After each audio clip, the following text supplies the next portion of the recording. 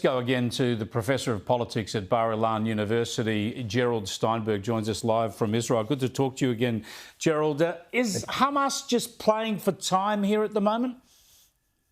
I think there are divisions in Hamas, and we see quite a bit of evidence of that. And there are not that many people left in Hamas to be able to make those decisions. There's the ones in Qatar, there's a group in Istanbul and Turkey, and then there are ones that are still left in Gaza, and it's difficult for them to communicate.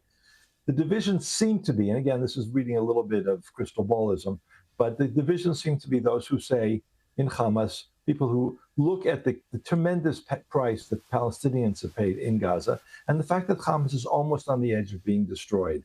They want to at least maintain something of the control and power, and therefore they seem to be in favor of releasing the Israeli hostages. We're talking about 2 years of heinous torture in Gaza, and reaching some sort of an agreement based on the Trump outlines. So I think there is, and then there's the group that wants to keep fighting to the death, and thinks that Trump is not serious and that Israel will be forced to also withdraw without having to give up the hostages. So without Hamas having to give up the hostages. So there are really those very difficult divisions, and Hamas has to decide what it's going to do.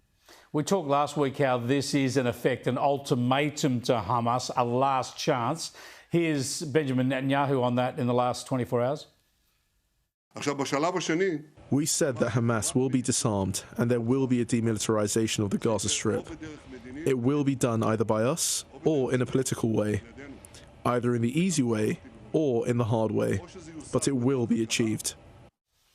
Yeah, that's very clear, and Donald Trump echoes that. If you don't come to the party with this peace deal, if you don't effectively surrender, Israel will have full support in going into Gaza City and taking out what is left of the Hamas leadership.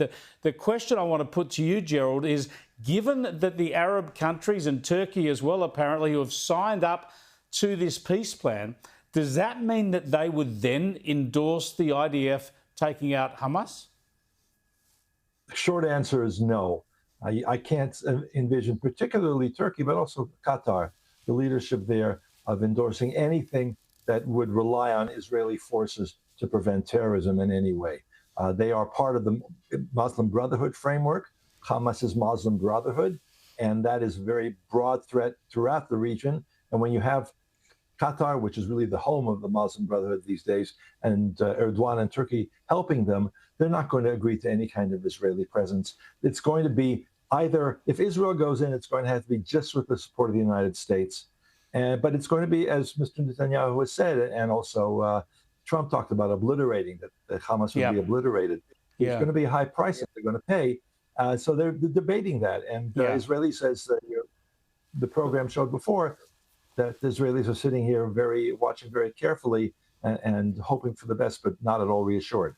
But that's another reason, apart from the humanitarian reason that we all want no more conflict, no more deaths. Another reason Donald Trump would really want to put the pressure on Hamas to accept this deal now is because he'll maintain that sort of a coalition, for want of a better word, of Arab support for what's going on there.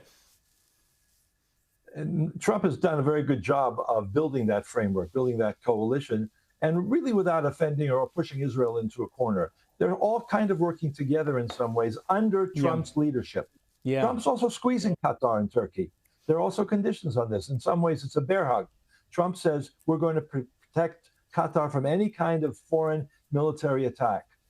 But that means also that Qatar is very limited. It knows it's dependent. And if Trump gets upset because they're not cooperating, if they say, Trump says, look, you're not putting enough pressure on Hamas, so they would have accepted the deal already last week.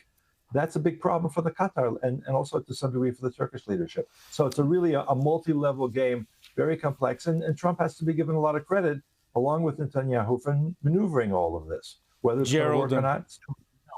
Gerald, thanks for joining us again. Let's hope there's some good news soon, even on the 2-year anniversary of October the 7th. You never know.